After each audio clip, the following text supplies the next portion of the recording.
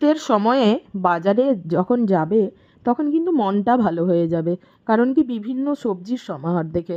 দেখো, মূলো, বেগুন আর ফুলকপি ওলকপির পাশে কিন্তু প্রচণ্ড মাশরুমটাও উঠেছে। তো মাশরুম নিয়ে চলে এলাম বাড়িতে আর তৈরি করতে লাগলাম। দেখো মাশরুমটাকে কিভাবে ক্লিন করেছি কিন্তু আগের ভিডিওতে দেওয়া আছে, অবশ্যই চাইলে লিংক দিয়ে দেবো। তো মাশরুমটাকে ক্লিন করে নিয়ে কিন্তু আমি লেগে পড়েছি রান্নার কাজে। কড়াইয়ের কাছে চলে এসেছি আর কড়াইতে তেল দিয়ে দেখো প্রথমে কারি পাতা ফোড়ন দিয়ে পেঁয়াজ কুচি দিয়েছি আর চিংড়ি মাছটাকে অল্প ভেজে নিয়েছি। তারপরে দেখো টমেটো কুচি ক্যাপসিকাম কুচি দিয়ে লবণ দিয়ে একটু মজে এলে উপর থেকে কিন্তু আদা বাটা রসুন বাটা দিয়ে দিয়েছি। আর আদা বাটা রসুন বাটা কষিয়ে হলুদ গুঁড়ো লঙ্কা গুঁড়ো ভালো করে দিয়ে উপর থেকে মাশরুম দিয়েছি। আর অল্প কিন্তু চিনি অবশ্যই দিও, তাহলে কিন্তু টেস্টটা দারুণ হবে, তোমরা স্কিপও করতে পারো। তো উপর থেকে কষিয়ে নেওয়ার পরে কিন্তু আমি গরম জল দিয়ে দিয়েছি একটু পরিমাণ মতো, আর গোটা গরম মশলা কিন্তু ডাস্ট করে রেখেছিলাম দিয়ে দিয়েছি। দারুণ টেস্টি হয়েছিল বন্ধু।